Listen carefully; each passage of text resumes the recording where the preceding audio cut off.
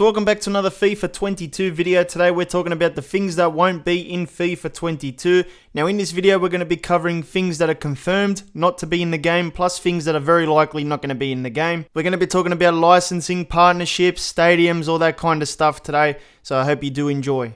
Now on this channel we always talk about the latest FIFA 22 news, so make sure you are subscribed so you get all the latest news sent straight. First thing you need to know is that Atalanta, the Italian club, will be generic in FIFA 22. This is going to be a similar situation to what we have already with Juventus in the game, because Konami has recently announced a long-term exclusive partnership with Atalanta.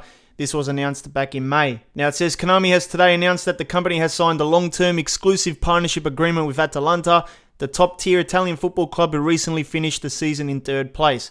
Long-term exclusive partnership. So that means FIFA 22 and beyond. It's going to be a multi-year deal. FIFA 23, 24 will probably get affected with this agreement as well. So Konami has secured the exclusive rights to use the Atalanta license, including team name, crest, and kits within real-time football simulation games, starting with the 2021-22 season.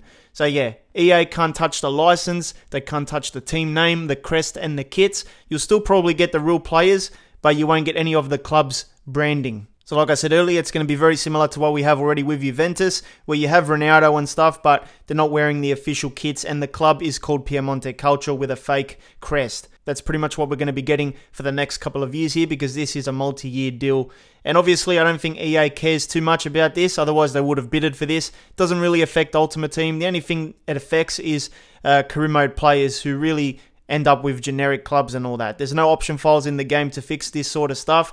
I reckon in the future we might need option files in FIFA as well. So we all know that in FIFA 21, Roma became a generic club. You can see that the crest is generic, the kits are generic, and the club name is generic as well. That will be continuing for FIFA 22 as well. If we take a look at the partnership announcement with Roma and Konami from August 2020, you'll see that this agreement was not just a one-season wonder. This agreement is a multi-year deal. Let's take a look here. Konami and AS Roma announced exclusive partnership. This was in 2020. Konami has announced today the signing of a long-term exclusive partnership with AS Roma, the top-flight Italian football club. So long-term should usually mean multi-year. I mean, long-term is definitely over a year. The Roma team name, crest, and official kits will be fully exclusive to PES, making PES 21 blah blah blah the only game you can play with the license. So yeah, EA can't touch the team name, crest, and official kits for FIFA 22 like they couldn't in FIFA 21. Now another thing that probably won't be in FIFA 22, just like it wasn't in FIFA 21, is the Italian stadium, the Stadio Olimpico, because this year the partnership with Konami meant that FIFA 21 could not have the Stadio Olimpico, so I presume it's going to be carrying over once again with FIFA 22. There's not really many Italian stadiums left in FIFA games, and the Italian side of the game definitely has been neglected a little bit. But yeah, as you can see, Atalanta, Roma, already two clubs from Italy that are going to be fake in the game. Now, 2022 will be a World Cup year, and I'm sure maybe some of you guys are thinking we're going to get a FIFA World Cup DLC in 2022, and we are going to be getting it, but I don't think it's going to be in FIFA 22, and I'll tell you why. Usually the World Cups run in June to July, and that means, the game is out, in that cycle. But this year it's going to be a little bit different, because the 2022 Qatar World Cup will be starting on the 21st of November and goes until Sunday the 18th of December 2022, which means that FIFA 23, if it's on schedule, will actually be out at the time of the Qatar World Cup, not FIFA 22. So yeah, because of the date of the World Cup, it's going to be likely that we're going to see a World Cup DLC for FIFA 23 early on in that game cycle, rather than having it come out in June and late in the current game cycle. So it's going to be a little bit different next year, but we should be getting a World Cup DLC, just not in FIFA 22. So the last time we saw the new camp in a FIFA game, I think was FIFA 16, and since then, the stadium has gone to PES exclusively due to Konami's partnership with Barcelona.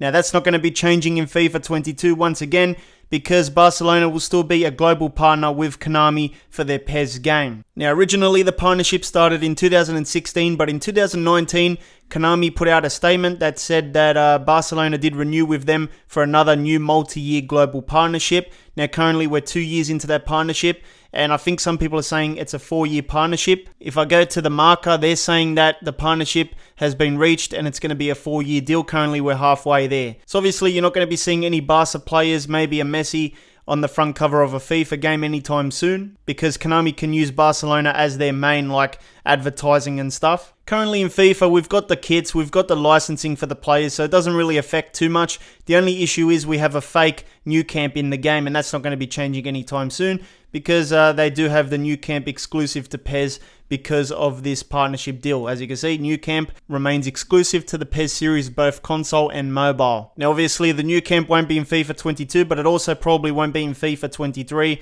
maybe even FIFA 24, if this deal gets renewed as the years go by. Now when it comes to Celtic in FIFA games, we've got the club, but we don't have the actual stadium in the game. And unfortunately, that is not going to be changing. Celtic fans, pay attention to this. Celtic and Konami renew long-term partnership. This was back in 2020, back in September. So it says, current Scottish Premier champions renew partnership with Konami for eFootball. And in the title, it says long-term partnership, of course, which probably means more than 1 year. Konami Digital has announced today that the Scottish Premiership champions Celtic have renewed their long-term partnership to feature in the PES season update and future series entries. So we're talking PES 22 here, probably even PES 23. As part of the partnership, Celtic's players and club emblem will appear in PES 21, as well as their iconic home ground Celtic Park, complete with its lively matchday atmosphere. Head of Business Development at Celtic says they're looking forward to a long and fruitful relationship. So as you can see, the recreation of the players and stuff. Some players actually have their tattoos on their arms. And obviously the stadium is probably going to be exclusive once again to PES, and FIFA won't be getting the Celtic stadium, so that's pretty unfortunate for the Celtic fans. Now it wasn't just Celtic that renewed their partnership with Konami back in September 2020. Rangers as well also renewed their partnership, and on the Konami website it says Rangers renew long-term partnership with Konami. So long-term, obviously more than 1 or 2 years. Currently we have Rangers in the game obviously, but their stadium won't be in the game, just like it is at the moment. So it says Rangers have renewed their long-term partnership to feature in PES 21 and future series entries, so PES 22 and beyond. The deal with Konami means Rangers star players will appear in PES 21, as will the Ibrox Stadium, all recreated in the game with the detail and accuracy fans come to expect from the iconic franchise. So yeah, Ibrox Stadium is probably going to be exclusive to PES 22, won't be in FIFA 22 due to this partnership which is currently in play. Now they're excited about what the future holds, so it looks like it's going to be a couple more years until we have any chance of EA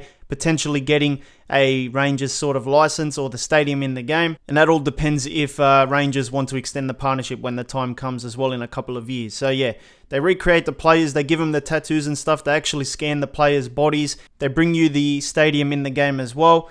And you'll see many of these partnerships as the years roll on. So that's pretty much it. There's going to be more parts coming in the future as the news rolls on. If you need something else to watch, please make sure you check out this FIFA video. Hit the card in the middle. It'll take you straight there. I'll see you next time.